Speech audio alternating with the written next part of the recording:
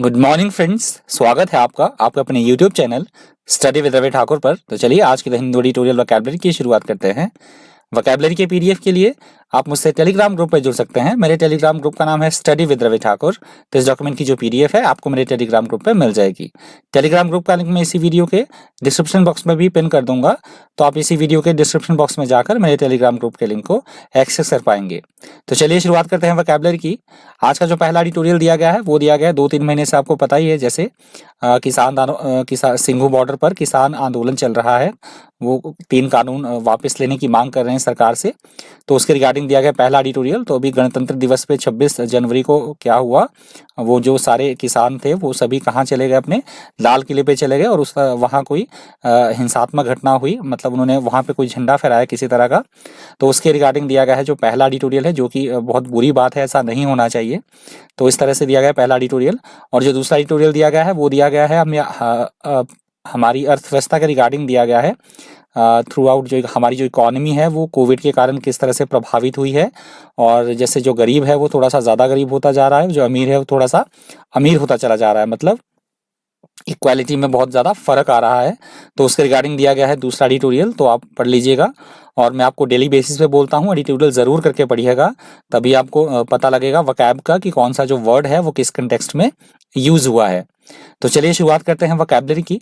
आज की वोकैबुलरी का पहला वर्ड है agitation.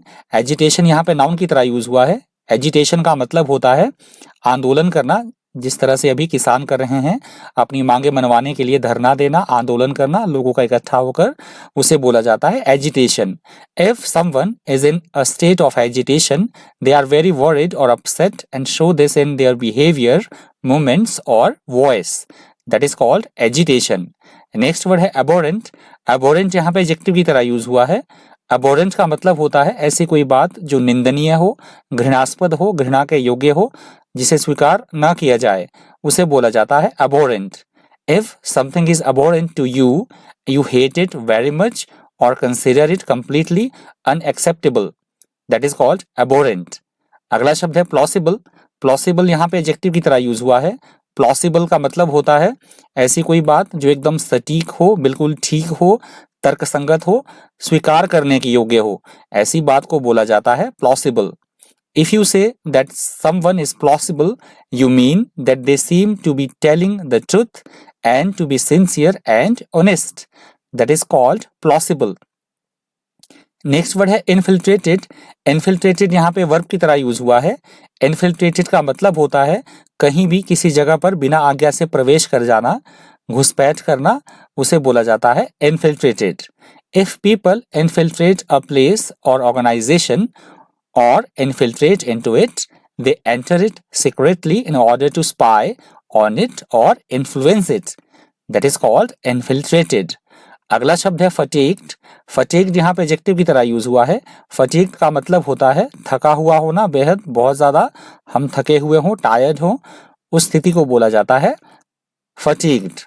If you are feeling fatigued, you are suffering from extreme physical or mental tiredness. That is called fatigued. अगला शब्द है recalcitrant.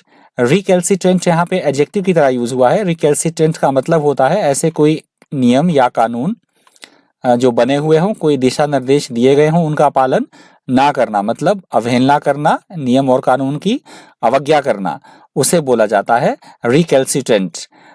If you describe someone or something as recalcitrant, you mean that they are unwilling to obey orders or are difficult to deal with. That is called recalcitrant. Next word है unenviable. अनएनविएबल यहाँ पे adjective की तरह use हुआ है। अनएनविएबल का मतलब होता है ऐसी कोई बात जो हमारी इच्छा के विरुद्ध हो, ना चाहते हुए भी हमें वो मानना पड़े, ना चाहना किसी बात को, अवांछनीय होना, उस स्थिति को या उस बात को बोला जाता है अनएनविएबल। If you describe a situation or task as unenviable, you mean that nobody would enjoy dealing with it because it is very difficult, dangerous or unpleasant. That is called unenviable. अगला शब्द है culprit. culprit यहाँ पे noun की तरह use हुआ है। culprit का मतलब होता है जिसने किसी तरह का कोई गलत काम किया हो, जो दोषी हो, आरोपी हो, उसे बोला जाता है इंग्लिश में culprit. A person who has done something wrong, that is called culprits. Next word है एबियांस। एबियांस यहाँ पे नाउन की तरह यूज हुआ है। एबियांस का मतलब होता है कुछ समय के लिए हम कोई काम कर रहे हैं, हम कोई चीज सोच रहे हैं, उसके बारे में, उस काम के बारे में या उस सोच के बारे में उसको थोड़ा सा कुछ समय के लिए रोक देना, विराम दे देना, हम बोल सकते हैं क्षणिक विराम, उसे बोला जाएगा इंग्लिश में abeyance. If something is in abeyance, it is not operating or being used at the present time, that is called abeyance। अगला शब्द है imperious। imperious यहाँ पे एडजेक्टिव की तरह यूज हुआ है। imperious का मतलब होता है बेहद अहंकारी होना, प्राउडी होना, घमंडी होना, अभिमानी होना, उसे बोला जाता है imperious। If you describe someone as imperious, you mean that they have a proud manner and expect to be obeyed, that is called imperious। और यहां से दूसरे एडिटोरियल की वोकैबुलरी है ट्रबलिंग फ्रेंड्स, जो मैंने आपको बताया था इनइक्वालिटी के बारे में, इकोनॉमी की सेंस में। तो चलिए इसका वर्ड लेते हैं। पहला वर्ड है इसका डेवास्टेशन। डेवास्टेशन यहाँ पे नाउन की तरह यूज हुआ है। डेवास्टेशन का मतलब होता है किसी तरह की कोई तबाही होना, विनाश होना, नुकसान होना, उसे बोला जाता है devastation. Devastation is severe and widespread destruction और damage, that is called devastation. अगला शब्द है सोलेस। सोलेस यहाँ पे नाउन की तरह यूज हुआ है। सोलेस का मतलब होता है किसी तरह की तसल्ली देना, आश्वासन देना, सांत्वना देना, उसे बोला जाता है सोलेस।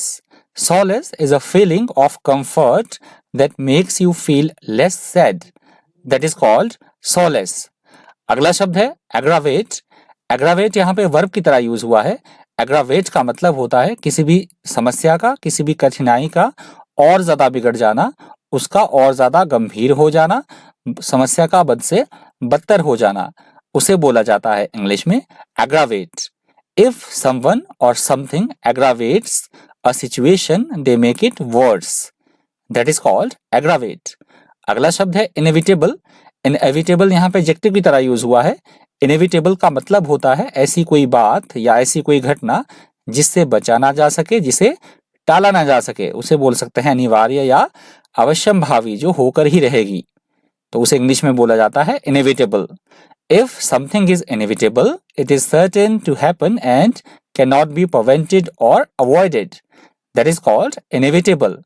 अगला शब्द है बिनाइंग। बिनाइंग यहाँ पे एडजेक्टिव की तरह यूज हुआ है। बिनाइंग का मतलब होता है इस तरह की फीलिंग्स रखना, मतलब बहुत ज्यादा दयालु होना, उदार होना, कृपालु होना, इस तरह का नेचर होना, तो उसे बोला जाता है बिनाइंग, या इस तरह का कोई व्यवहार करना किसी के साथ।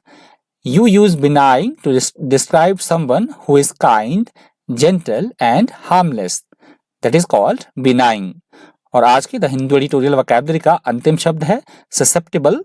ससेप्टेबल यहाँ पे एडजेक्टिव की तरह यूज हुआ है। ससेप्टेबल का मतलब होता है ऐसी कोई चीज जो बेहद नाजुक हो, कमजोर हो, बहुत ज्यादा कोमल हो, जिसे आसानी से प्रभावित किया जा सके या नुकसान पहुंचाया जा सके, तो ऐसी चीज को बोला जाता है susceptible. If you are susceptible to something और someone, you are very likely to be influenced by them, that is called susceptible. तो ये वर्ड ससेप्टेबल आज की द हिंदू एडिटोरियल वोकैबुलरी का अंतिम शब्द था। यदि आपको वीडियो हेल्पफुल लगा हो, इन्फॉर्मेटिव लगा हो, आपको लगता है कि आपने वीडियो से कुछ सीखा है, तो प्लीज़ वीडियो को लाइक कर दीजिएगा, ज़्यादा से ज़्यादा वीडियो को शेयर कर दीजिएगा। और अगर आप मेरे चैनल पर पहली बार विजिट कर रहे हैं तो चैनल को सब्सक्राइब करना और साथ में बेल आइकन प्रेस करना बिल्कुल भी मत भूलिएगा। तो आज की द हिंदू एडिटोरियल वोकैबुलरी में इतना ही। Thank you, thanks for watching.